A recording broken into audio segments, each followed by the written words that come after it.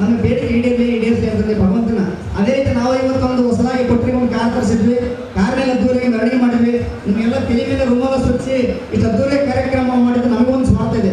ಯಾಕಂದ್ರೆ ಕೊಟ್ಟೂರು ತಾಲೂಕಿನಲ್ಲಿ ನಮ್ಮ ಸಂಘಕ್ಕೆ ಗೆದ್ದಿದ್ದೀವಿ, ಎಲೆಕ್ಷನ್ ಗೆದ್ದಿದ್ದೀವಿ, ಆದರೆ ಕುಂದ್ರಕ್ಕೆ ನೆಲೆ ಇಲ್ಲ. ಹಾಗಾಗಿ ನಾವು ಹೋಟ್ಲಲ್ಲಿ ಅಲ್ಲಿ ಮೀಟಿಂಗ್ ಮಾಡ್ತಾ ಇದ್ದೀವಿ.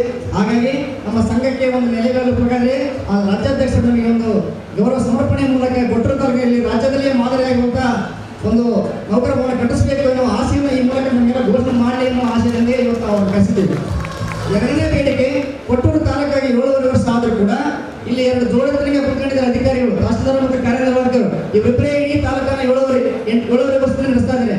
ನಮಗೆ ಏನೇ ಬೇಕೆಂದ್ರೆ ನಾವು ಕೊಟ್ಟೂರಿಗೆ ಹೋಗಬೇಕು.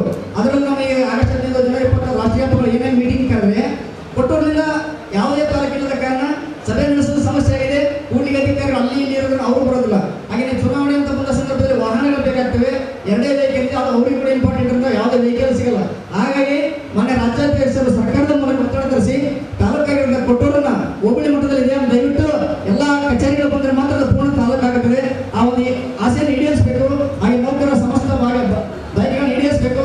ಅದು ತಮ್ಮೆಲ್ಲರಿಗೂ ಕೂಡ ರಾಜ್ಯಾಧ್ಯಕ್ಷರ ದರ್ಶನ ಮಾಡಿಸಬೇಕನ್ನೋ ಉದ್ದೇಶದಿಂದ ಈ ಒಂದು ಕಾರ್ಯಕ್ರಮಕ್ಕೆ ಅವರನ್ನು ಕರೆಸಿದ್ದೇವೆ. ಇಷ್ಟೆಲ್ಲ ಕಾರ್ಯಕ್ರಮ ಮಾಡಿದ್ದೇವೆ. ಹಾಗಾಗಿ ಈ ಕಾರ್ಯಕ್ರಮದ ಕೇಂದ್ರ ಬಿಂದುವಾಗಿರ್ತಕ್ಕಂಥ ನಮ್ಮೆಲ್ಲರ ನೆಚ್ಚಿನ ನಾಯಕರಾಗಿರುವಂಥ ಸನ್ಮಾನ ಶ್ರೀ ಸುರಕ್ಷಾ ಸರ್ ಅವರು ಈ ಒಂದು ಕಾರ್ಯಕ್ರಮ ಉದ್ಘಾಟನೆ ಮಾಡಿದ್ರು. ಹಾಗಾಗಿ ಈ ಉದ್ಘಾಟನೆಯ ಮೂಲಕ ಈ ಒಂದು ಕಾರ್ಯಕ್ರಮ ಮಾಡಬೇಕಾಗಿ ತಮ್ಮೆಲ್ಲರ ಪರವಾಗಿ ಮೂಲಕ ಆಹ್ವಾನ ಮಾಡ್ತಾ ಇದ್ದೀನಿ.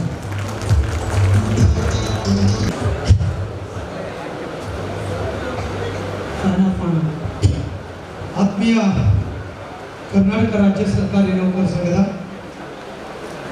ನಮ್ಮ ವಿಜಯನಗರ ಜಿಲ್ಲೆಯ ಕೊಟ್ಟೂರು ತಾಲೂಕಿನ ಎಲ್ಲ ಸರ್ಕಾರಿ ನೌಕರ ಬಂಧು ಭಗಿನಿಯರಿಗೆ ಈ ಶುಭ ಸಂಜೆಯ ಕಾರ್ಯಕ್ರಮದಲ್ಲಿ ತಾವೆಲ್ಲ ಕೂಡ ತಮ್ಮ ಕೆಲಸಗಳನ್ನು ಬಿಟ್ಟು ಭಾಗವಹಿಸಿದ್ದೀರಾ.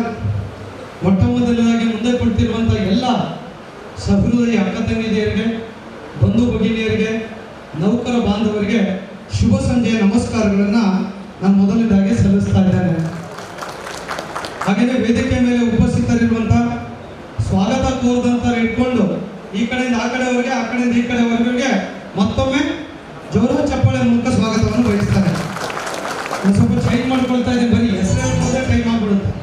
ಹಾಗಾಗಿ ಯಾವುದಲ್ವಾ ಸರಿ ಇದೆ ತಾನೆ, ಎಲ್ಲರೂ ಹೆಸರು ಕೂತ್ಕೊಳ್ತಾರೆ. ಹಾಗಾಗಿ ಅವಾಯ್ಡ್ ಮಾಡ್ತಾ ಇದ್ದೀನಿ. ತುಂಬ ಸಂತೋಷ. ಮತ್ತು ಶ್ರೀ ಕ್ಷೇತ್ರ ಕೊಟ್ಟೂರೇಶ್ವರ ಸನ್ನಿಧಿನಲ್ಲಿ ಇವತ್ತು ನಮ್ಮ ದಿನ್ನಿಯವರು, ಯೋಗೇಶ್ವರ ದಿನ್ನಿಯವರು ಒಂದು ಒಳ್ಳೆಯ ಕಾರ್ಯಕ್ರಮ ಮಾಡಿದರು. ಕೊಟ್ಟೂರು ಅಂದರೆ ಐತಿಹಾಸಿಕ